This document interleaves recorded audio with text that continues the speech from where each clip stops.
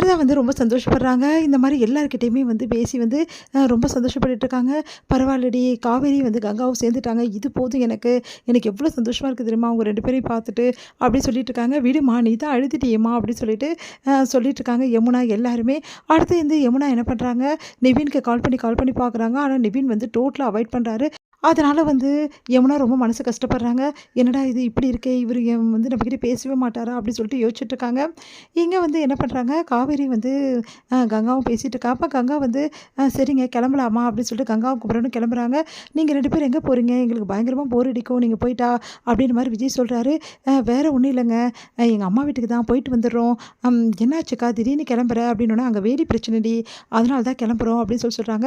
என்னக்கா இன்னும் கூட அந்த பிரச்சனை முடியல. தெரியலடி முடியவும் முடியல. என்ன பண்ணுறதுன்னு தெரில. இதில வேற அவங்க அம்மாகிட்ட நாங்க சொல்லவே சொல்ல அத்தைக்கிட்ட இந்த மாரி வந்தோனே, ஆமா எங்க அம்மா வேற பெரிய பிரச்சனை பண்ண போறாங்க. நாங்க இங்க வந்தது சொல்லவே சொல்லல அப்டி சொல்லிட்டு இருக்காங்க. அப்படியா?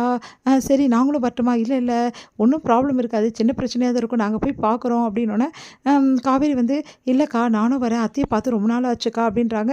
உடனே விஜய் தனியா இருக்கிறத பார்த்து சரி விஜய் சொல்றாரு, நானும் வரட்டுமா? அப்டின்றாங்க. வர்றதா இருந்தா வாங்களேன் அப்டி சொல்லிட்டு 4 பேரும் போறாங்க. அங்க பார்த்தா வேலி பிரச்சனை பெரும் பிரச்சனை ஆயிடுது. அத பார்த்துட்டு வந்து குமரன் என்ன பண்ணுறதுன்னு தவிக்கிறாரு. அவங்ககிட்ட எவ்வளோ பேசி பார்க்குறாரு. அவங்க கேட்க மாட்டேங்கிறாங்க. விஜய் வந்து அவங்ககிட்ட பேசி வந்து செமையா அவங்கள திட்டி என்ன பண்ணுறாரு, இந்த வேலி வந்து இதுவரைக்கும் தான் வரணும். நீங்க எதுவும் இது பண்ண முடியாது. சட்டப்படி இது குற்றம் அப்படின்னு சொல்லிட்டு அவங்களுக்கு புரிய வச்சு என்ன பண்ணுறாரு, அவங்ககிட்ட வந்து பேசி வந்து இந்த பிரச்சனையை முடிக்கிறாரு. அதனால விஜய் எல்லாருமே பாராட்டுறாங்க. இத பார்த்து வந்து கங்கா வந்து செம டென்ஷன் ஆயிடுறாங்க. பார்த்தீங்களா எவ்வளோ சூப்பரா வந்து கரெக்ட்டா வந்து அந்த பாயிண்ட்ட எடுத்து வச்சு பேசினாருன்னு சொல்லிட்டு, நீங்களும் இருக்கீங்களே இதெல்லாம் பேசலாம்ல. இந்த பிரச்சனைய கூட உங்களால ஹேண்டில் பண்ண தெரியல அப்படின்னு சொல்லிட்டு கங்கா வந்து குமரன் கிட்ட கோச்சுக்கிறாங்க. இல்லம்மா எனக்கு எப்படி தெரியும்? அது அவர் அந்த லைன்ல இருக்கார்ல அப்படின்னோன, அவர் அந்த லைன்ல இருந்தாலும் தெரிஞ்சுக்கிறார்ல எல்லாத்தையும். தைரியமா பேசுறார்ல. நீங்க ஏன் இப்படி எல்லார்கிட்டயும் பம்பிக்கிட்டு நிக்கிறீங்க? எப்ப பார்த்தாலும் ஒழுங்கா தைரியமா பேசவே மாட்டீங்களா? அப்படின்னு சொல்லிட்டு கங்கா வந்து அவர்ட்ட கோச்சுக்கிறாங்க. அடுத்து வந்து என்ன பண்றதுன்னு தெரியாம குமரன் யோசிக்கிறாரு.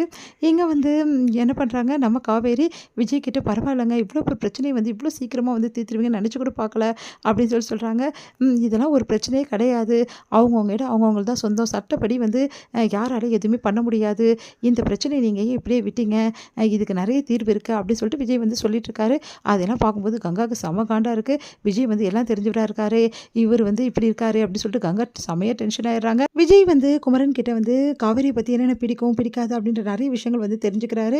காவேரிக்கு என்னெல்லாம் ரொம்ப பிடிக்கும் அப்படின்னு சொல்லிட்டு எல்லாத்தையும் வந்து தெரிஞ்சுக்கிறாரு. அந்த ஊர்ல என்ன கிடைக்கும் அப்படின்னு சொல்லிட்டு தெரிஞ்சுக்கிறாரு. அடுத்து வந்து விஜய் வந்து வீட்டுக்கு போறாரு. வீட்டுக்கு போனோனே காவேரிக்கு வந்து சில அவங்களுக்கு பிடிச்ச பொருளெல்லாம் வாங்கிட்டு போறாரு.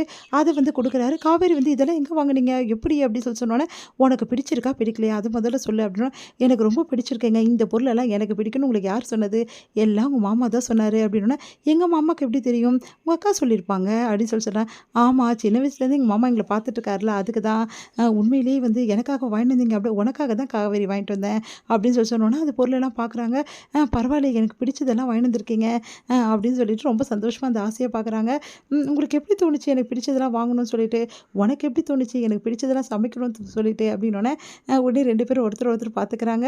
"நீ நல்லா சமைக்கிற, என்ன நல்லா பார்த்துக்கிற உங்க வீட்ல. அதே மாரி நான் உனக்கு பிடிச்சதெல்லாம் வாங்கி குடுக்குறேன் காவேரி" அப்படி சொல்றாங்க. பாஸ் உண்மையிலேயே வந்து நீங்க கிரேட் தான் பாஸ். எனக்கு பிடிச்சதெல்லாம் வாங்கி குடுக்கணும்னு உங்களுக்கு தோணுது பாருங்க. அதுவே பெரிய விஷயம். பரவால்ல இம்ப்ரூவ்மெண்ட் தான்" அப்படின்றாங்க. "உன்ன" அப்படின்னு சொல்லிட்டு சிரிக்கிறாங்க 2 பேரும்.